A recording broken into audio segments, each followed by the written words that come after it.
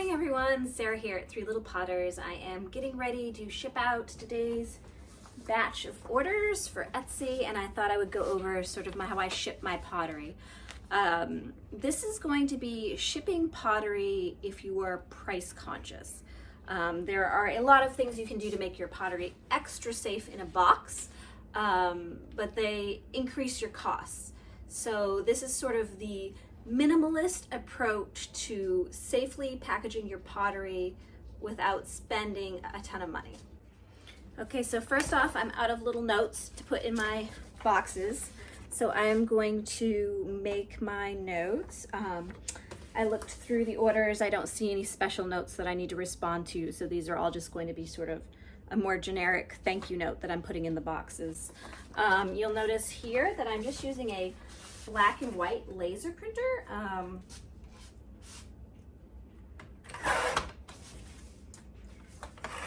I also looked at how much it would cost to have these sort of like pre-printed at Vistaprint or something, and do just like one big order of them already with maybe my name already on it. But I just, I don't know. In the end, I decided that it's probably nicer if I kept doing it by hand. So yeah, I just write a little note.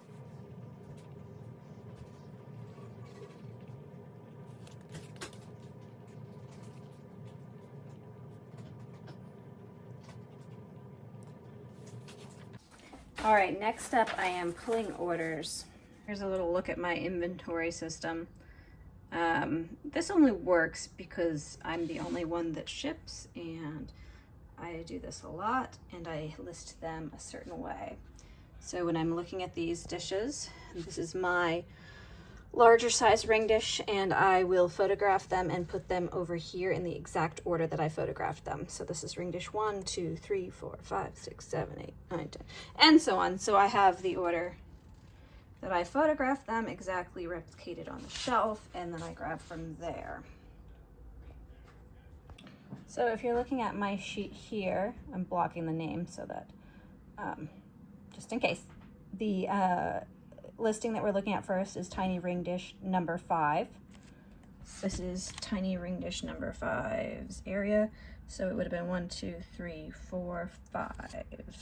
So Tiny Ring Dish number 5 is this one. So single ring dishes are the item that I sell the most of on any given day. If I have full listings like I do right now of those, I can always expect to have a large chunk of those. For that reason, the boxes that I buy most commonly are 6x6s. Now obviously this is a huge box for this item. Ideally I would be buying 4x4 boxes, but the price difference between the two is that the 6x6s for some reason are like half of the price of the 4x4s. So I use the larger box for these, even though it can fit a lot more than one ring dish. I see this person ordered one of my favorite ones. I liked this one a lot. It's in Pottery Seconds because I had to sand the bottom because the glaze ran a lot, but so pretty. So the big question is, do I double box my pottery when I ship it? And the answer is no, I do not double box my pottery. I looked at the price of boxes, how much it costs to sort of do a box in a box. It's just not worth it. If you pack well in a single layer box, then you're fine. I had somebody question me on the refunds on my last video, and no, none of those refunds were for breakage. I have not had anything break from shipping in the mail for the last 2 years. So, you know, thousands of packages that I have shipped without breaking anything. Once in a while, what did I have? It was like 3 years ago, I had a box that was like, it looked like it'd been run over by a truck and completely crushed. There's no way that I was going to be able to, you know, save that from happening. So yeah, this method can really work for you, and you know, you don't always need to double box if you're careful about how you're packing.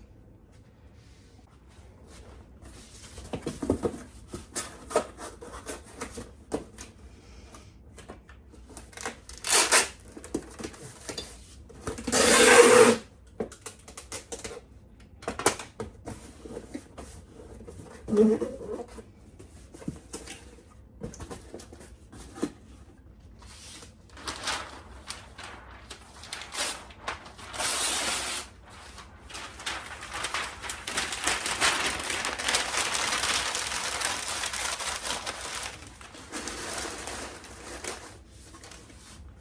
in the box, the first thing I'm doing is I'm sort of making a little nest for the ring dish to sit in.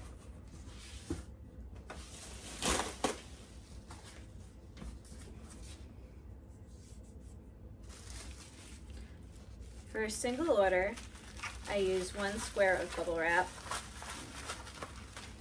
My bubble wrap I get off American Bubble Boy. They have fast shipping and pretty good prices, better than if I was buying retail around here. So I don't use my clear tape on my bubble wrap. I use craft tape. My hope here is that if I'm using a smaller amount of tape that's easy for people to see, then they're more likely to be able to reuse the bubble wrap. Sometimes you get something and it's like, oh, covered in clear tape and you don't know where anything is.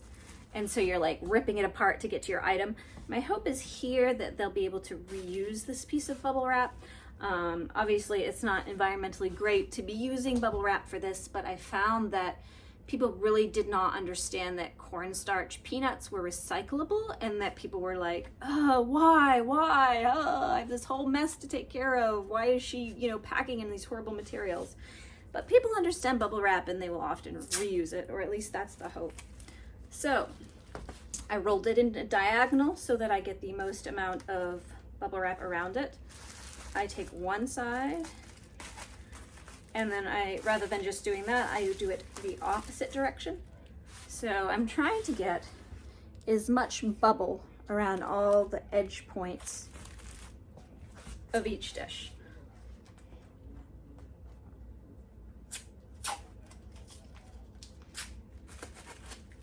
Okay. I place it on a diagonal in the sort of center of the nest. Now, these dishes are very lightweight. If I was doing a heavier dish, I would need to pack it more tightly. The idea here is that you want to make sure there's absolutely no movement in the box.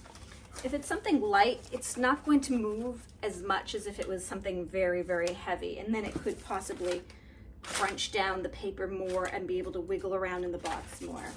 So I've got that. Then I'm going to take another half sheet, pop it on top. I take my slip and my thank you note, and then I'm going to put it on top here. Then I will close it up, and I will close it up so that when I am running my next piece of tape, it'll be able to start on the tape and go to the tape. It gives, in that way you can use less tape, because then a single piece will hold this closed, because it's not, the cardboard has, some paper that comes off. It's a lot harder to stick to a porous surface, whereas if I'm sticking tape to tape, you get a stronger sort of connection between them. I just have a simple shipping scale from Amazon. I use a thermal label printer, and I bought that in week 1 of my business.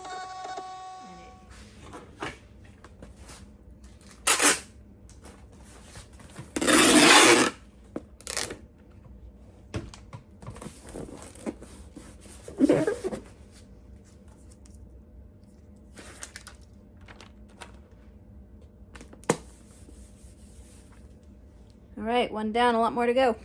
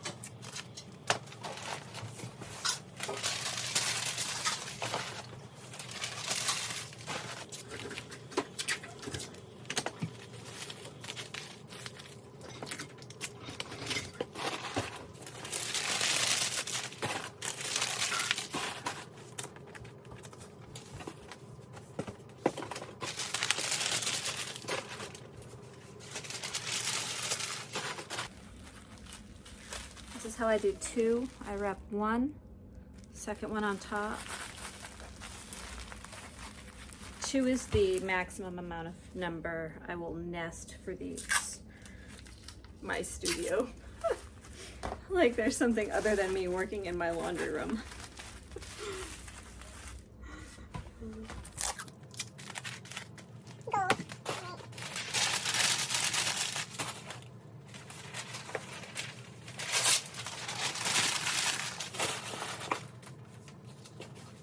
All right, that was the last of the easy ones to package. Now I'm gonna go ahead and pull some of the larger orders that I have for today, and then we'll go through how you package those because it's a little bit different than the ring dishes.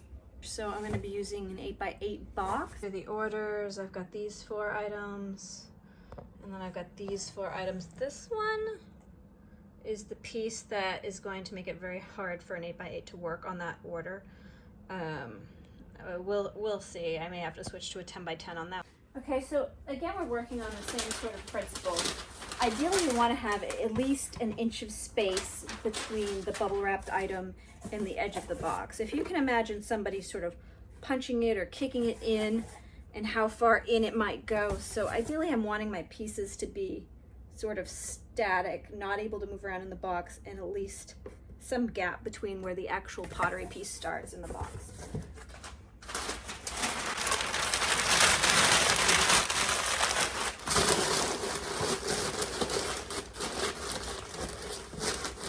I know this is often kind of common knowledge, but sometimes you think you can cut certain corners, and shipping pottery is one of those where you just don't cut corners. If I'm packing something and it looks like it's going to be wrong, then repack it. It's not worth it. You know, this bubble wrap that I buy from American Bubble Boy, the price has gone up. Right now I think I'm paying like 12 cents a sheet. So I'm definitely very conscious about how many sheets I use for each item. So when I'm doing the calculations, you know, a teacup will be something like this. Well, I'm calling this one an espresso cup. I've recently decided that espresso cups should be a little bit larger than I was making them when I bought my own espresso machine. So the size has increased a little bit from the earlier days. Yeah, so 2 sheets of bubble wrap for this. You know, and when I'm pricing my pottery, I try to kind of keep that in mind too, because I want it to make sure that I'm pricing to sort of include some of these packaging materials. You know, obviously I've talked about this before. There's only so much you can raise a price before people stop buying it. But yeah, I try to keep sort of count in my head about how much I'm spending on these materials. So this particular order looks like it can all be sort of 2 bubble wrap per piece items. And so I don't think I'll have any trouble fitting that in an 8x8. When you get into pieces that are large enough to require 3 pieces of bubble wrap, like the next order, then it's a little bit less definite. So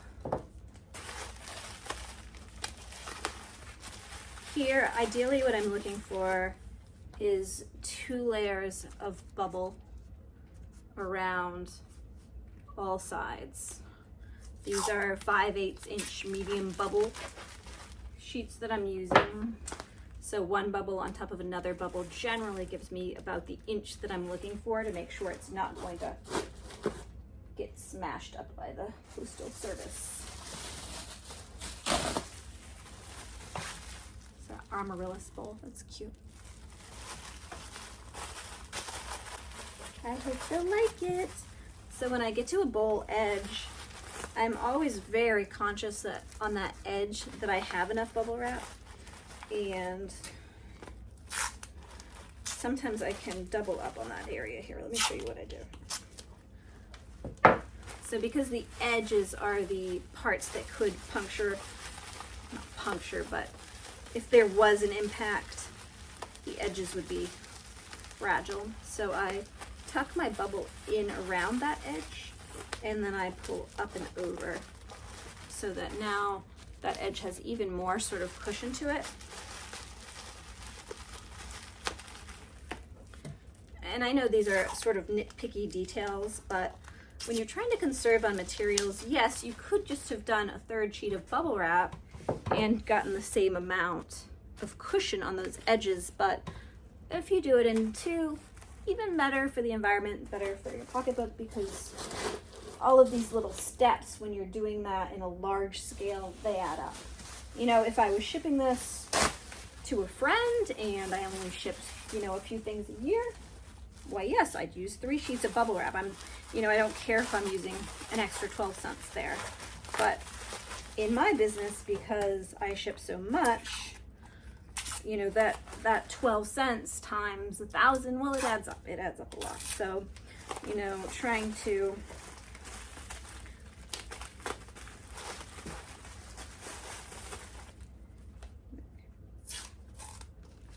and on the topic of double boxing, so if I was to put this 8x8 inside of a 10x10, that'd be another $2 in shipping materials, and then it would weigh more, so it's likely, so you get these larger increases in price when you move from 1 pound to 2 pounds, 2 pounds to 3 pounds. So this package here, you know, obviously I haven't weighed it yet, but I'm expecting to pay somewhere, you know, it's probably going to be 1 pound, 6 ounces, something like that. And if I had this in another box, then I'd be paying a rate of 2 pounds. If it's shipping to California, that could make a difference of like $8 to me. And because they've bought, you know, over $35, I'm shipping this for free. That $8, that would mean I would have to mark up the prices of every piece in this box by, I don't know, 30% or something? Like, it would have to be in a significant price increase to cover the cost of the extra box. Yeah, and I'm just not famous enough to command those sorts of prices, so I'm not double boxing, but I am being very deliberate in the choices that I make. Okay, so you can see here, good amounts. I'm going to put this one in this way because that's going to hold the other one still. So right now they're not going side to side, right? My only possible movement would be in this direction.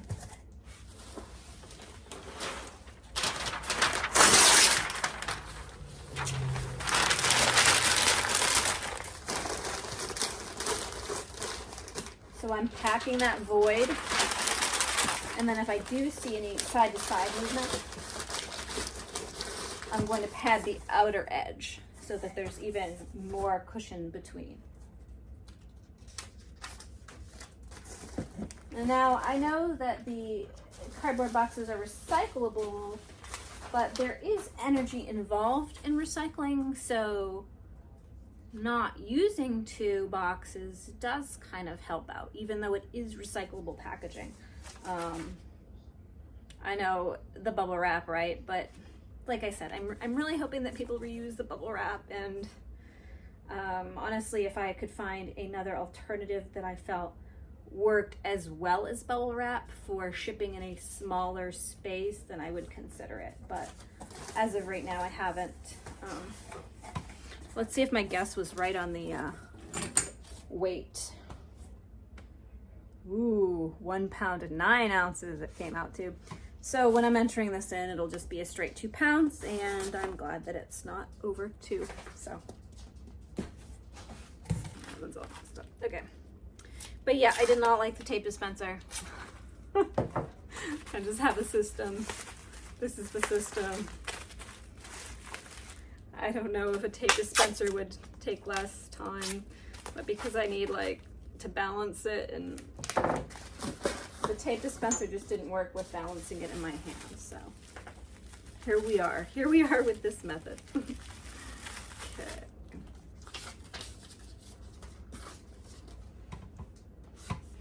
Yeah, so this is what every morning looks like for me. Not very glamorous, but yeah, shipping, lots of shipping.